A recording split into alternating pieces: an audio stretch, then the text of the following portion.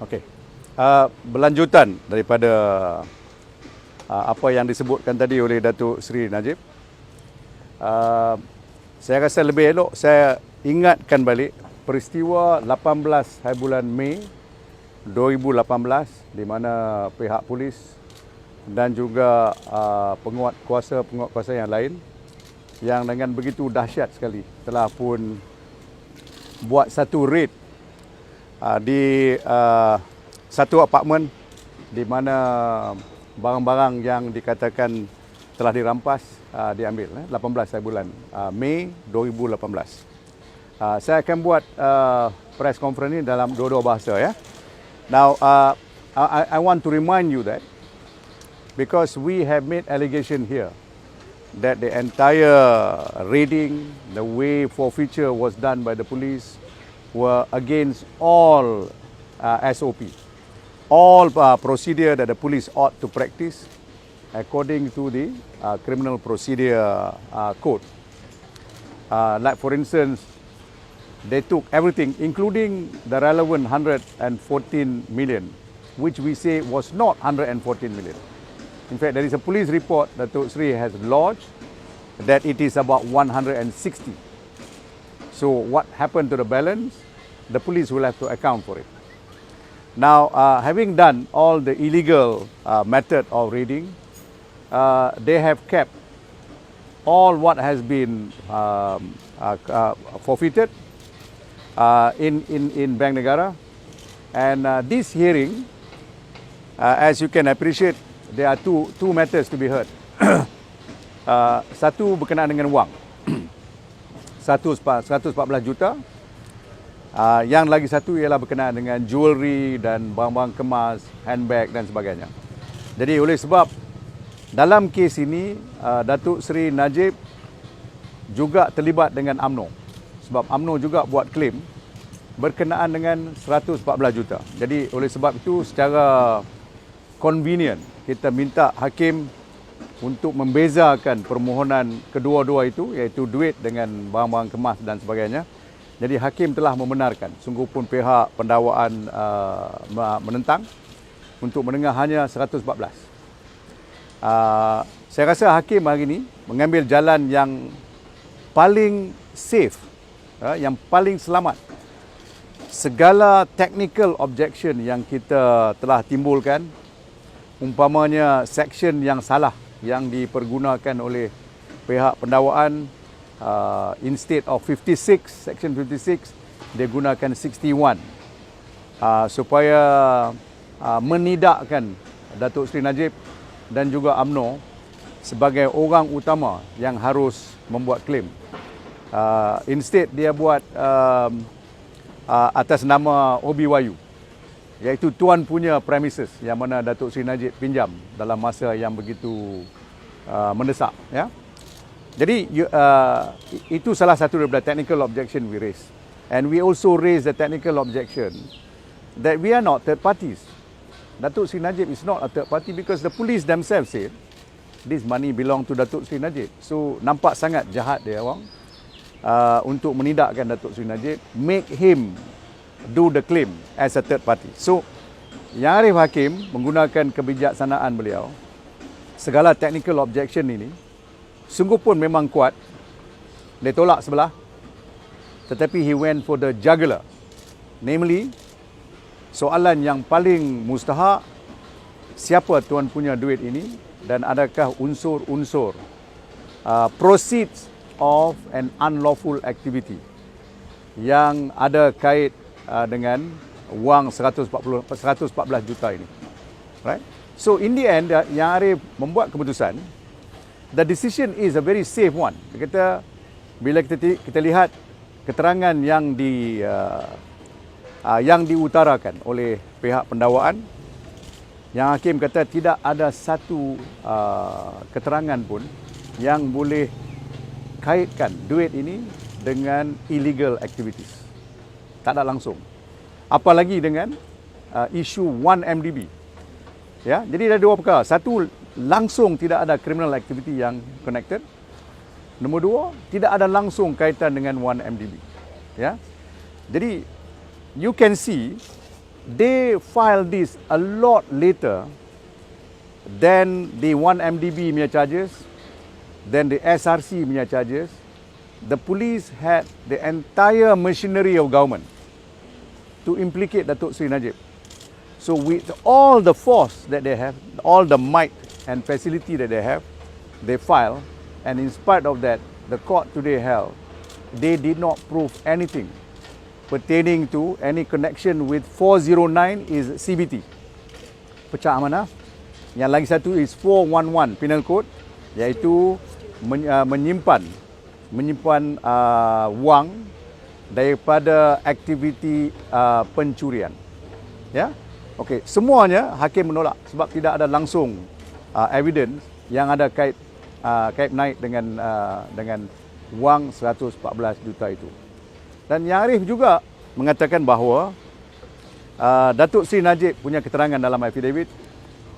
You remember he said these monies were in his official house and the official office as a Prime Minister.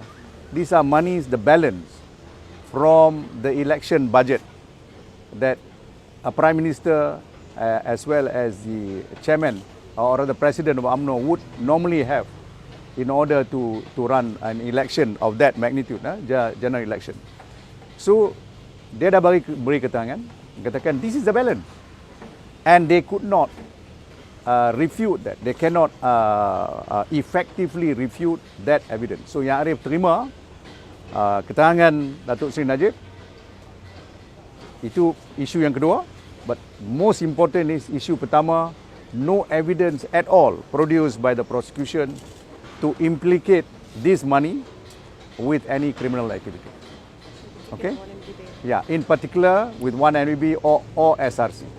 So likewise, not only Datuk Seri Najib's name is cleared, UMNO is also cleared.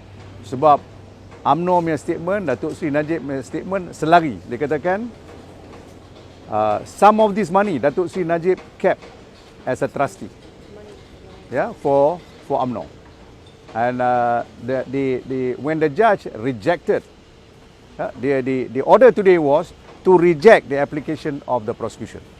On a balance of probability, the judge never believed the prosecution, but believed Datuk Seri Najib and UMNO punya version. Okay, so at the end of that proceeding, pendakwaan minta satu pergantungan order tersebut. Ya, kita bantah sebab tidak ada order yang harus digantungkan sebab Yang Arif hanya menolak permohonan mereka. Jadi Yang Arif setuju dengan kita. Tidak ada apa-apa pergantungan langsung. No stay of the order. So we would today, I think, issue a letter to them to return the money to Datuk Seri Najib. Dan kemudiannya terpulanglah di antara Datuk Seri Najib dengan UMNO, bagaimana dia orang panggu duit tu, yang mana siapa punya, that's between the two of them. Okay, that's the basis of today's decision. Sorry, yes. So just to get some clarity, so you will issue a letter to DPP? Yes. Yes. Yes. Although it is not necessary, they should be worried because they are keeping Datuk Seri Najib money. They should be returning it because over and over again the judge said, I don't have to issue the order. You should know what to do because your application is denied. Therefore, what you have been keeping has become unlawful. If you further keep it, it becomes even more unlawful. The Yeah. flow of the money is clear, is it? It is back to Datuk Seri Najib. From where they found, they clearly said they found it in possession of Datuk Seri Najib in pavilion. So the law says you return it status quo to Datuk Seri Najib. So the judge did not issue any what we call the section 26. No need, because the judge said in a situation like this, they make the application to forfeit. The judge said no, denied it. Yeah, so they have to return it. It's logical. Would the prosecution gain the stand when they're going to appeal on the court? Strangely, although they asked for stay, they never said they are going to appeal. That to me is very odd. In fact, I raise it. In spite of raising it, again they never say they are intending to appeal. But this is a very strong ground because, as I told you, the judge took a very safe route. Nothing technical, but he went to the jugular, very substantive who is the owner of the money and whether the money is associated with any illegality or 1 MDB. So Nazir, how long the time is given to DPP to respond? I want to give them 24 hours because we've been waiting for too long. And you know, if they were daring enough to go headed by Dato' Amar Singh, you know, in such a gangster manner to go and take my client's assets and money, I think they should be prepared to return it immediately. Nazir, just to get clarity, last time, when was the last time you checked the assets just to know whether the value has been depreciated? You mean the money? The asset. I mean the hand. Oh, that was quite a while ago because they seem, you see, when they raided and took these assets, they didn't care so much about the security, whether the goods will be damaged and so on. But suddenly after they have taken it, they now adopt this attitude that even the owner cannot go and see because they takut benda ni apparently will reduce in value, damage and all that. Walhal, they have already damaged about 3/4 of it. Not the money, but the other assets. But today procedure is only about the 114. 114 because it involved Datuk Seri Najib and UMNO. Yeah. I think dia tak bagi lagi order untuk duit tu di return balik pada Datuk Seri Najib. No, tak payah order. Tapi Yeah. prosecution kena pulangkan balik tu duit tu. Dia kena pulang lah. Sebab dia punya, you see, dia tak boleh simpan duit yang dia hendak lucutkan harta daripada Datuk Seri Najib, ya, ataupun UMNO. Dia tak boleh simpan benda tu sebab dia pergi ambil daripada pavilion. Dia kena buat application untuk dia lucut harta ni secara permanent. Hakim kata no, you didn't prove a single thing. Jadi benda tu jadi status quo as of 18th of May. Status quo is you took it from Datuk Seri Najib, you return it to Datuk Seri Najib. Okay? Okay, thank you. Alright? Clear? Thank you. Thank you.